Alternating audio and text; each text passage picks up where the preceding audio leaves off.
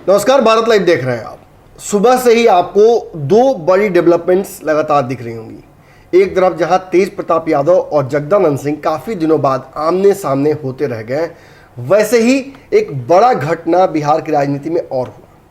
बिहार की राजनीति में हमने देखा कि कैसे जदयू अपने राष्ट्रीय कार्य समिति की बैठक करा रही थी। इस बैठक के दौरान हमने बहुत सारी अलग अलग बिंदुओं पर अपना ध्यान आकर्षित किया। इस बीच हमने विशेष जो जानकारी प्राप्त की वो ये था कि इस कार्य समिति की बैठक का मकसद क्या है। तो तीन एजेंडों पर मुख्यतः इस कार्य समिति में चर्चा होनी थी। एक था जातिगत जनगणना पर जो फैसला आना है, जो सिफारिशें हैं उसे लागू कराना, अपने ही सहयोगी भाजपा पर दबाव बनाना। दूसरी बड़ी महत्वपूर्ण बात थी जो मैंने आप लोगों से लगातार चर्चा की है कि ये जातिगत जनगणना और कहीं ना कहीं जनसंख्या नियंत्रण कानून, ये दो चीज़ें हैंड इन हैंड है। यानी एक तरफ जनगणना होगी तो दूसरी तरफ जनगणना के साथ साथ ही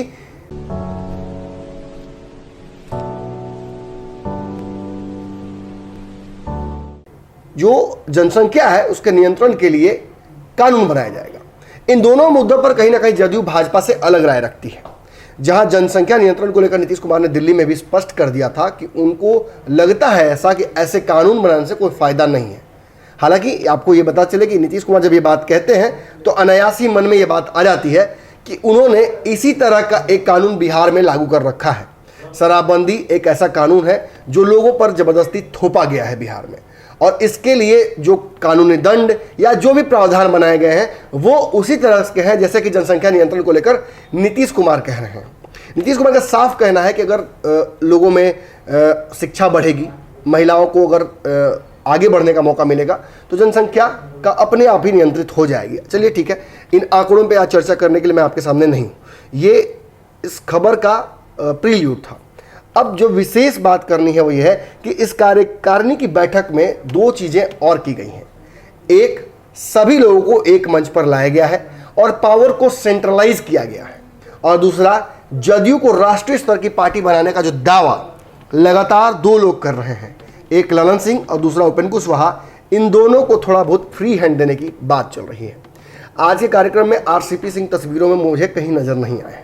अगर आए हो तो वो एक अपवाद हो सकता है, मैंने नहीं देखा हो। लेकिन इन सारी तस्वीरों और इन सारी मीटिंग्स के एक फलसफा जरूर निकल कर आता है कि आरसीपी सिंह की गैर मौजूदगी में कहीं ना कहीं उपेंद्र कुशवाहा और ललन सिंह की जो ताकत है संगठनात्मक तौर पर वो बढ़ जाती है। एक और बड़ी बात मैं बता दूं आपको कि कहीं ना कहीं जदयू कार्यालय से ये जो पूरा पोस्टर विवाद हुआ था, जब ललन सिंह पटना आए थे, उनका स्वागत किया गया था राष्ट्रीय अध्यक्ष के दौरान, तो हमने देखा था कि आरसीपी सिंह की तस्वीरें कहीं कहीं नादारत थीं। और जब यही मामला आरसीपी सिंह को लेकर हुआ, जब उनका स्वागत किया गया बिहार में, तो हमने देखा कि ललन सिंह कहीं नज़र नहीं आ रहे थे। कई जगहों पर तो नीतीश कुमार भी नहीं थे। ऐसी स्थिति में, और उपेंद्र कुशवाहा की तो चर्चा करना यहाँ बेमानी हो जाता है। ऐसी स्थिति में बिहार की राजनीति में जदयू का जो स्थान है वो काफ़ी डगमगा रहा था। अपने संगठन को लेकर शीर्ष नेतृत्व के नेताओं के आपसी जो सामंजस्य की कमी होने की वजह से या प्रतिस्पर्धा होने की वजह से जदयू काफ़ी कमजोर हो रही थी, और इस बात को नीतीश कुमार से समझ रहे थे। इस कार्य समिति की बैठक के दौरान अपने पार्टी में किसकी हैसियत क्या है इसको भी नीतीश कुमार ने दिखा दिया है। आपको बता दें कि इस कार्य समिति की बैठक से पहले नीतीश कुमार ने कुछ पोस्टर्स लगवाए हैं अपने जदयू कार्यालय और कार्यालय के बाहर। इन पोस्टर्स को बहुत ध्यान से देखने पर हमें समझ में आ जाता है कि नीतीश कुमार ने खुद ही इस बात का जवाब दे दिया है कि पार्टी में किसकी चलेगी किसकी नहीं चलेगी। आपने सुबह ही हमारे चैनल पर एक इंटरव्यू देखा था जिसमें नीरज कुमार, इस पार्टी के जो मुख्य प्रवक्ताओं में से एक है, उन्होंने साफ तौर पर यह बात कही थी कि पार्टी जदयू जो है वो केवल एक व्यक्ति इसमें शीर्ष नेतृत्व पर रहते हैं, उनका नाम है नीतीश कुमार। बाकी सभी लोग उनके आदेश को फॉलो करते हैं। एक डेमोक्रेटिक व्यवस्था जरूर है पार्टी में, लेकिन अगर कोई रातों रात उठकर कह देता है कि मैं इस पार्टी में सर्वे सर्वा हूं तो ये गलत होगा। नीतीश कुमार सब कुछ तय करते हैं और सब कुछ वही देखते हैं। ऐसी स्थिति में नीतीश कुमार ने इस बात को चरितार्थ भी कर दिया। कार्य समिति के सदस्यों के आने से पहले जो पोस्टर्स लगाए गए हैं जदयू कार्यालय के बाहर, उन पोस्टर्स में दो ही शख्स दिख रहे हैं, या तो नीतीश कुमार या महात्मा गांधी। इन दोनों की तस्वीरों के साथ किसी और की तस्वीर का उपयोग ही नहीं किया गया है।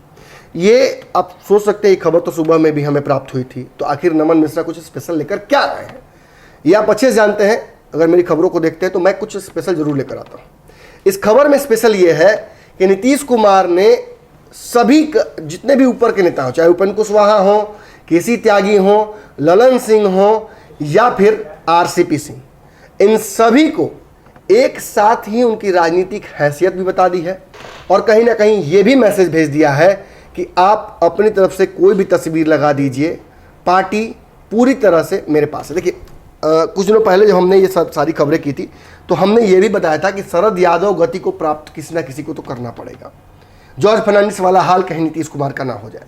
और आज आरसीपी सिंह की जो स्थिति है वो कहीं ना कहीं एहसास कराती है कि नीतीश कुमार एकदम अमर है राजनीति में, उनको कोई छू नहीं सकता है। बीच में आरसीपी सिंह माझी की तरह आते हैं और फिर वापस उन्हें साइडलाइन कर दिया जाता है। अब आरसीपी सिंह कैसे रिएक्ट करते हैं आने वाले समय में, जो एक बड़ा गुट है आरसीपी सिंह के समर्थकों का जो संगठन में बहुत एक्टिव है, वो किस तरह से इन सारी घटनाओं को देखता है। ललन सिंह का प्रभाव धीरे धीरे पार्टी की ओर बढ़ रहा है।